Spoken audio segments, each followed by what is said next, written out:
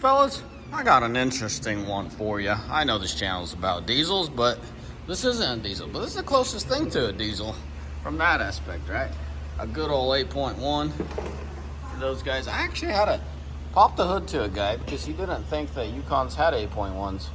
And be like, hey, right there it says 8.1. Anywho's, what are we up to today? This is actually an important video for an average Joe that doesn't deal with like suspension work and doesn't deal with much of their own wrenching, but you know, like to keep their vehicle in top shape. So in this video I'll be talking about how to inspect axles, bushings, ball joints, and bearings.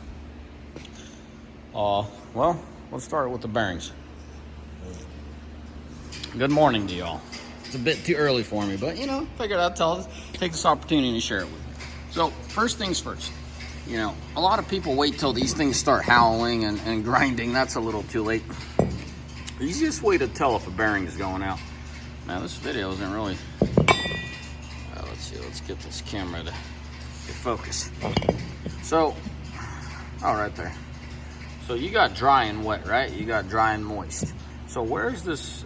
They're just going to call it road grime. They're going to call it whatever they want to do it. But that's road grime, right? And that's a little bit of oil, grease, sweat, right? So that's pretty much what you're looking for. Once your bearing starts greasing, starts sweating like that, you know, I am gonna admit, you know, sometimes you see just a little bit. I usually just keep an eye on it. I don't dive into changing them. I mean, because you got grease right there, right? But this is a solid grand entry of a bearing starting to go out. See how that's moist and that's dry? That seal is starting to give out. It could be. Now, you know, it could easily be just the seal going out with 200,000 miles on it. More likely than not, it's not just the seal. The seal's going out. The seal's going out is 95% the byproduct of the heat of the whatever it's containing. Let it be the fluid of a transfer case, fluid of a transmission. So more likely than not, this bearing's starting to get hot, so therefore the seal's going out, right? More likely than not. So that's how I know that the bearings. I'm actually, why am I doing this now? I'm actually going, I have planned to go to Moab with this vehicle. If you're new to the channel, I got 4 kids, 1 wife, and 2 dogs. So this works perfect for us. My little overlanding vehicle. So that was not my main concern. My main concern why this whole project started, and it could be very deceiving to some people. I put this thing up in the air and I inspected it, right? Well, this thing looks a lot worse, and obviously guys went to town and busted certain things when they were working on it because they knew they're gonna throw these away. So I checked my my steering, right? How much, call it deflection or whatever you want to call it. How much play, bottom line, how much play do I have in this whole steering deal? So the pitman arm and call it idler are fairly shot. So I'm like, okay. So I have 2 choices right now. I could change those out and more or less everything's solid, right? But the big booger that was on my mind was this inner tie rod. I was worried about popping this out. And that's a serious concern, right? The new ones are there. So I'm reusing the center bar from the old stuff, but everything else is new.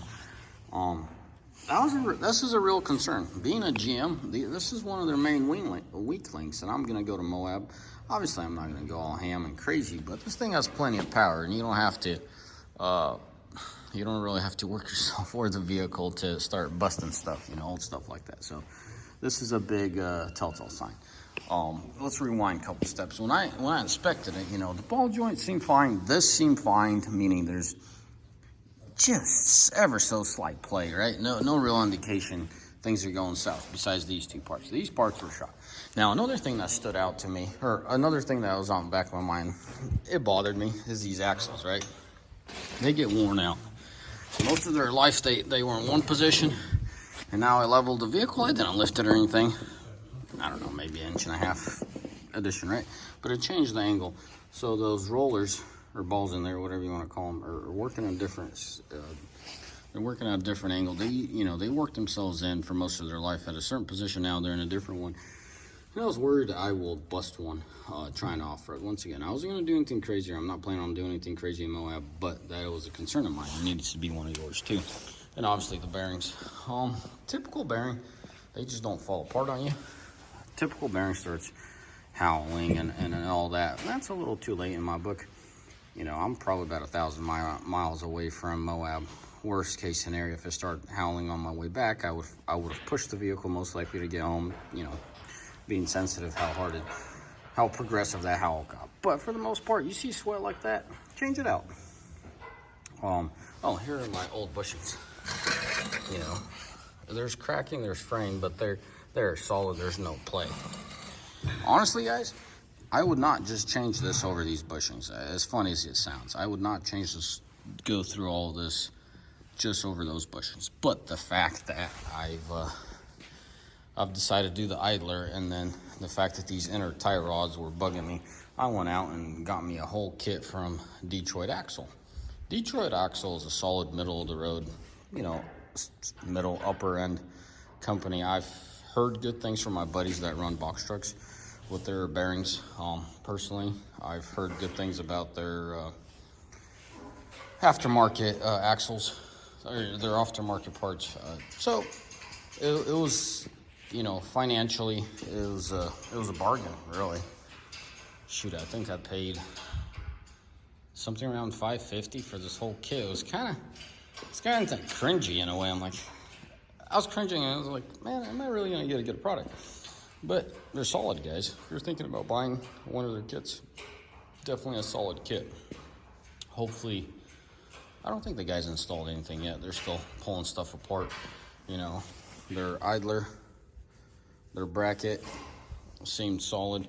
The fact that they gave you a little grease hose so you could relocate your zert and you could actually service that idler was definitely, they're definitely on the right track, and definitely made me happy as a customer to know that whoever's putting these things together, they're thinking, well, I got me bushings from Napa for some reason, not these ones. Oh, these ones. These bushings came from Napa, and I wasn't too sure. The old ones weren't like trashed, but hey, I'm doing so much, I might as well just get them replaced. So these are the new ones. They already got pressed in, as you could tell. But yeah, they do. The kit does supply you the ball joints. The kit does supply the ball joints. One thing I noticed the kit doesn't do besides those bushings is, I would call them the torsion on the backside, torsion bar tie links. Tie bars, mount ties, you know what I'm talking. It's like a dog bone under there. They don't supply those. I had to outsource them. They're coming in. Ordered them online last night. But yeah, to sum all this up, this is a very important piece of a puzzle when you're messing, especially with GMs. It's nice. It's a double-edged sword. It gives you a better ride, but it definitely jeopardizes longevity, or should I say reliability, because having a live axle, I mean, you have different worries, but the inner tie rod's not a worry of yours, you know, because you got a gearbox and then you got trailing arms, drag links. You know, in my opinion, that's a lot stouter setup for off-roading. You know, considering the fact there's so much load on that. That's super important. One thing that stood out to me, and I wasn't too impressed with, is I like the factory upper arm control was closed in, and these guys' arm control is open. I mean, it's definitely a stout arm control. They just felt like there's no need for it, I'm guessing. Weight savings, material savings, one of those two. So I don't know how I feel about that. It feels solid. It looks solid for the most part, but it's kind of nice to know that's stronger. You know, it's kind of nice to know that's how the OEM had it. We should have had it that way too, but they have their ways of thinking, and I'll let you know. Obviously, I'll do another video, a follow-up video, how everything turned out for me. But well, let's conclude this up. Idlers are very known to go. My inside the socket joint here is not bad at all. Is it loose? Is it turn well or easily? With ease, yes, but it's not worn out. But given the mileage, 200,000 on the vehicle, I did change them out. As I said, that's the new one. That's a lot of wear and tear and a lot of load on it. Bearings, typically they give you a good enough time to pull over. They don't just fall apart on you. If you neglect them, obviously you could lose a wheel, or ignorant to the fact that they're howling at you. Axles, this is definitely a solid axle, solid build. So I have very good impressions of their axles. Hence their name, right? Detroit Axle. That's pretty sure how they built their whole reputation. So those three things is worrisome of mine. Inner joints, idlers go out due to poor servicing. Guys, when they do their oil changes, a lot of service loops, they won't grease them up. Make sure you grease those. Inner tie rods and bearings, and me off-roading the axles. If you're on the road, you know, axles start clink when you're taking a turn. You know, guys, I really don't see one kind of grenading one just by driving, but definitely be careful when you're off-roading. It's a lot easier. You got to be sensible, right? When you're off-roading, don't gun it and bust stuff. Don't put big tires. You know, these are 32s. I might go up to 33s. Kind of wanting 35s, but next set's going to be 33s. But other than that, I think I'll just leave it there. A lot of wear and tear and stress on the components that people just neglect. Yeah, it has plenty of power. Yeah, 373s with an 8.1 is plenty for what I'm using, but still, you want to have a balance, right? Anyways, fellas, I'll leave it at that. As always, may the Lord bless you. May all mighty fine day, and ciao. Till next time.